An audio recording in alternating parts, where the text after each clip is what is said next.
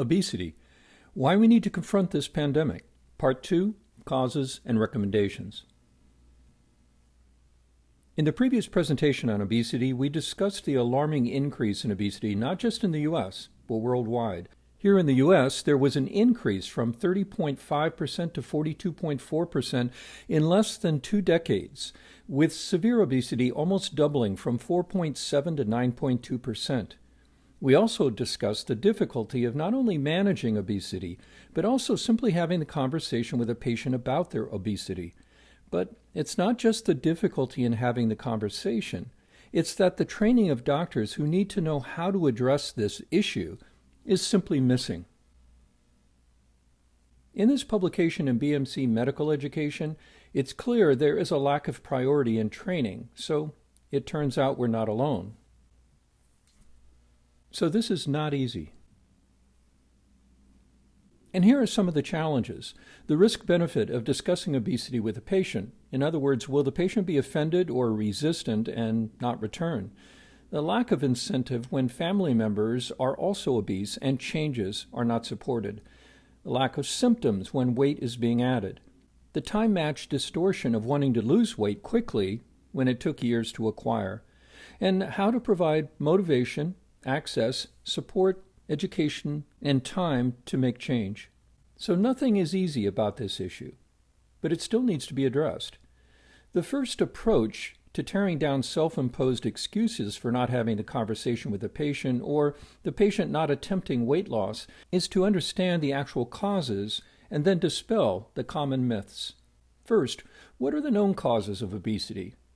Well, surprisingly, only about 10% of individuals have a neurologic, endocrine, or genetic cause. Then there are the diseases associated with weight gain, but surprisingly, only 60% of people with hypothyroidism have overweight or obesity, and usually with advanced disease. But 80% of diabetics are overweight or obese, and depression is associated with a 43% prevalence. So clearly, managing the disease will have some effect on that association. And there are common medications commonly associated with weight gain. Most antidepressants, such as tricyclic antidepressants and selective serotonin reuptake inhibitors like Paxil, Zoloft, Prozac, androgen receptor blockers, such as Lupron, used for prostate cancer in men and endometriosis in females. Oral corticosteroids used for longer than 6 to 8 weeks, hormonal therapy, and antibiotics. We'll focus our attention on the last two. Let's discuss for women the hormonal relationship to estrogens. Look at this data. It turns out that overweight is more common in men and obesity in women until you reach the post-60 age group. Here is where obesity is similar between genders, so it can't be entirely hormonal. The prevalence of overweight and obesity after menopause is around 68%, of which 43% are obese. So why then are there conflicting reports regarding estrogen and obesity? Well, all estrogens are not the same. Each has different, sometimes antithetical effects. Estrogens are categorized as estrone or E1, which the body produces after menopause primarily from fat depots. Estradiol, or E2, which women of childbearing age produce, and estriol, or E3, which the body produces during pregnancy. And even more complex are the different estrogen receptors and their actions. During reproductive years, increasing estrogen levels progressively decrease eating during the follicular and periovulatory phases of the menstrual cycle, and progestins may increase binge eating and eating during the luteal phase. Estrogens, specifically estradiol, increases the satiating potency of the gastrointestinal hormone cholecystokinin. Another mechanism involves a decrease in the preference for sweet foods during the follicular phase. Hormonal therapy with estrogen reduces body fat. Hormonal therapy with progestins alone increases fat deposition. Estradiol improves cardiovascular risk but does promote fat deposition superficially in the hips and thighs, whereas estrone, the main estrogen produced after menopause from fat depots, increases the deposition of visceral fat and decreases insulin receptor sensitivity. Postmenopausal weight gain then is paradoxically associated with a decrease of estrogen, which is estradiol, but an increased production of estrogen through estrone from fat. And as this study demonstrates, weight increase leads to changes in sex hormones rather than the reverse.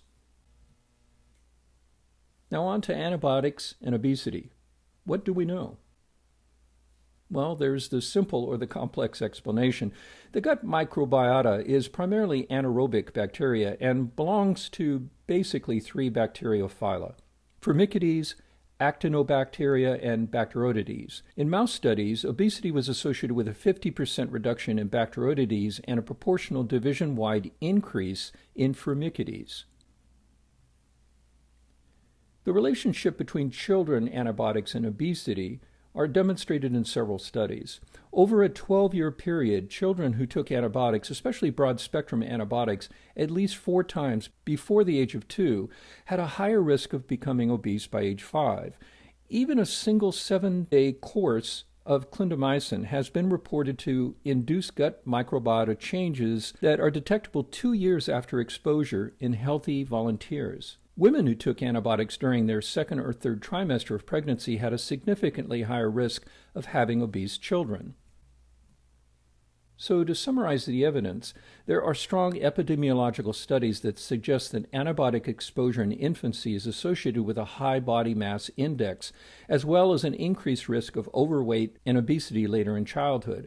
Also, data from these reports suggest that exposure to antibiotics appears to be particularly detrimental during the first 6 months of life, and it appears to be dose-dependent. However, to clarify, in a study of over 11,000 children, the researchers conclude, quote, exposure to antibiotics during the first 6 months of life is associated with consistent increases in body mass from 10 to 38 months. Exposures later in infancy, from 6 to 14 months or 15 to 23 months, are not consistently associated with increased body mass, unquote. So why is the microbiome associated with weight gain and potentially a part of a strategic approach to weight loss? Well, it's clear from current studies that a diet rich in fermentable but non-digestible carbohydrates has been shown to alleviate obesity in children via modulation of the gut microbiota. One metabolic product are short-chain fatty acids, which are produced through fermentation of these non-digestible fibers. One seminal one is butyrate. Butyrate levels signal that the levels of good bacteria creating butyrate are within the desired range. They are markers of good bacteria, Bacteroidetes primarily. It's proposed that low levels, due to low fiber intake and a resultant change in the microbiome, allows chronic inflammation and perhaps chronic bowel disease and a change in energy usage. Now to dispelling some of the myths regarding obesity. Here's some of the common myths.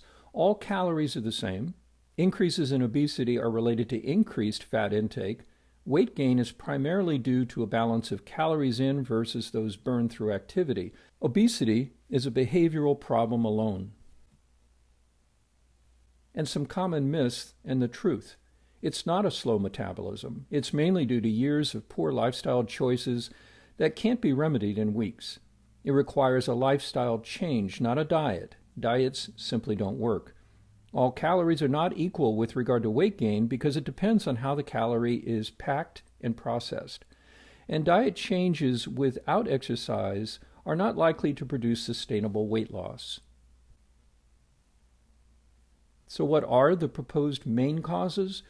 Addiction to sugar, a physiological response that leads to behavior that is misinterpreted as a cause. Following the poor habits of others, and the lack of incentive and support from others making the same changes. Poor diet that is focused on inexpensive foods that are also convenient but packed with carbohydrates, specifically fructose and high fructose corn syrup, and of course lack of activity or exercise. I'm going to now focus on 2 experts in the area of obesity and suggestions for improving sustained weight loss. One is Robert Lustig, MD. Let's review the evidence and some of its concepts. Sugar is an addictive, toxic substance. It's not an essential nutrient because your body can produce it. Your body produces glucose, but most ingestion of sugars is primarily from fructose and high fructose corn syrup, which has dramatically increased. And remember, the sugar you buy in the store is sucrose, which is 50% fructose. 43% comes from sodas and the rest through processed foods. But glucose and fructose are not metabolized the same way. It's true that caloric intake has increased over the last few decades.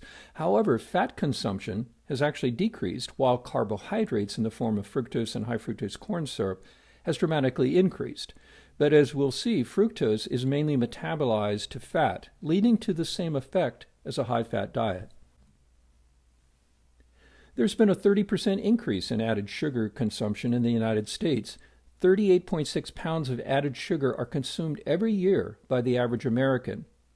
Where are the added sugars? Again, 50% are found in sodas, sports drinks, and fruit drinks, 13% in grain-based desserts, 14% in all other foods, and 4 to 5% in dairy, candy, syrups, toppings, honey, and cold cereals. So let's see why the increase in fructose has made the difference. Fructose is not glucose. Fructose is 7 times more likely than glucose to form glycosylated end products, and no receptor for fructose on beta cells, so that fructose does not stimulate insulin or leptin, the satiety hormone. Fructose does not suppress ghrelin, the hunger hormone, and hepatic fructose metabolism is entirely different than glucose metabolism. So let's look at 2 different pathways for sugar. We'll start with glucose at 120 calories. 80%, 95 calories, are used by your body. Only 20%, or 24 calories, enters the liver. Most is converted to glycogen. That's a good thing. What happens to the remainder? Well, through pyruvate in the Krebs cycle, then citrate, and through other enzymatic actions, it gets converted to very low-density lipoproteins, but that's only about half a calorie. Let's look at the same number of calories of fructose, 120. There's no stimulation of insulin secretion. 72 calories have to be phosphorylated, so this becomes a volume issue because that's 3 times the amount of the glucose metabolized. There are different metabolic pathways. With fructose, it leads to an increase in uric acid, which contributes to both hypertension and gout. Most of the citrate, through enzymatic action, is converted to VLDLs, and some of that is deposited in the liver, which contributes to non-alcoholic fatty liver disease. The rest is deposited in fat depots. Although an oversimplification for time's sake, Dr. Lustig's approach for pediatric patients is worth reviewing. Cut out all sugary drinks and switch to water or milk. Eat carbs with fiber. Wait 20 minutes for seconds on meals, and trade on-screen time with the same amount of time in activity. Now let's move to another promoter of weight loss through evidence, Michael Greger, MD. Weight loss approaches fail because of a sense of deprivation and a sense of hunger. He has 3 basic solutions, which include the timing of eating, what you eat, and what you eat prior to your meals. His main approach is based on satiety, so let's look at several healthy approaches to decrease your appetite. Now to the concept of preload. The emphasis here is to use foods with high water content as a preload to your main meal. Foods with 80 to 90% water, such as most fresh fruit and vegetables, eaten prior to your meal actually decrease the intake of the following meal so that it results in negative caloric intake, but only if the foods that you eat are less than 100 calories per cup. Studies have shown that 2 cups of water before a meal, vegetable soup before a meal, or fruit before a meal all work if they're less than 200 calories. Now, what to eat based on caloric density? Notice the threshold line, which is the goal for foods that are below 2,000 calories per 3 pounds. These include greens, non-starchy vegetables, fruit, starchy vegetables, whole grains, and legumes. And remember, legumes are made up of not just beans and lentils, but also peanuts. Peanuts are not nuts, but legumes. And there are studies that indicate that when individuals eat peanuts, they eat less calories and actually lose weight. The obesity paradox is that you can actually eat more food but lose weight. A number of studies show that if individuals are allowed to eat all they can of natural foods, such as fruits and vegetables, the amount of food actually goes up while the individual actually loses weight. So basically, there are three main layers to his concept. Number one, avoid sugary drinks, including sodas, soft drinks, and sports drinks. Number two, eat real food, not processed food. And number three, preload before meals. Let's summarize how you could use this information we've covered to develop an approach.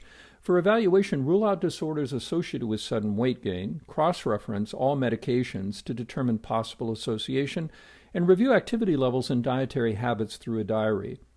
Recommendations generally would be gradually add safe and effective activities such as walking, graduated change by adding only one change per week, and get the family involved when possible.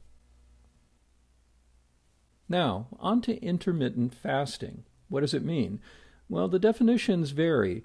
Most people already fast every day while they sleep. Intermittent fasting can be as simple as extending that fast a little longer. An example might be you can do this by skipping breakfast or eating your first meal at noon and your last meal no later than 8 p.m. There are actually three methods of intermittent fasting. There are alternate day fasting, periodic fasting, and daily time-restricted feeding. Alternate day fasting has two subtypes: complete alternate day fasting, where no calories are consumed on fasting days, and modified alternate day fasting, which allows the consumption of about 25% of daily calorie needs. Also, we have periodic fasting or whole day fasting, and that's any period of consecutive fasting of more than 24 hours, such as something called a 5-to-2 diet, where there are 1 to 2 fasting days per week. There's also time-restricted fasting, which involves eating only during a certain number of hours each day. Skipping a meal is an example where you have the 16-to-8 diet, 16 fasting hours cycled by 8 non-fasting hours as an example. So who shouldn't do intermittent fasting? Well, certainly fragile diabetics that have changing levels of glucose and insulin that happen quickly. Growing children and the elderly, those with kidney disease, and pregnant females. When patients hear fasting, they immediately resist. But all things can be gradually introduced. Start, for example, with a 12-hour fast where you eat only between 8 a.m. and 8 p.m. Even if this is all that can be maintained, there will be an effect. Next, each week, add an hour to achieve a 16-hour fasting period and an 8-hour eating period. It's important to give a progressive approach to address obesity in your practice. Educate and make recommendations to the individual, which we'll look at in a second, by constructing a planned approach, and monitor that approach. Refer to special programs related either to managed care groups such as Kaiser, eating disorder clinics, etc., or if you want to be involved in the core change, get involved in local government programs or blue zones. Here's an example of a tailor-made program for each patient based on preferences. The examples given are to introduce one change, such as 2 cups of water before each meal versus preloading with vegetables and fruits versus waiting 20 minutes before your seconds, or cut out all sugary drinks, or any of the other variations, and always add 5 minutes of physical activity, primarily walking, each week until you reach at least a minimum of 30 minutes per day. And if appropriate, add a form of intermittent fasting. Does it work? There are plenty of studies that show that addressing this problem with patients does have an effect. This publication in the Journal of the American Medical Association compared the effect of behavioral therapy with in-clinic or telephone group visits versus in-clinic individual visits in a rural area where obesity was quite high. We can see that the mean weight loss at 2 years was in the clinic group almost 10 pounds. The telephone group lost about 8 pounds, and the in-clinic individual visits lost around 6 pounds, and that difference was statistically significant. Remember that diabetes is associated with obesity. There are a number of programs that are promoted by the American Diabetic Association. They train individuals in education for individual patients' self-management. Patients can search their local area to find a center. And certainly a group that's focused on community changes that improve not only diet, but exercise and access to health care is Blue Zones. And for those wishing to make larger changes on the community level, this would be a group that has given many examples. Although the approach to obesity is very complex and very difficult, it is important for us to address the issue with our patients, either making individual suggestions, developing a plan and monitoring, or referring to those that have the training. And finally, if you want to make larger community changes, getting involved in local government or volunteering for programs such as those promoted by Blue Zones.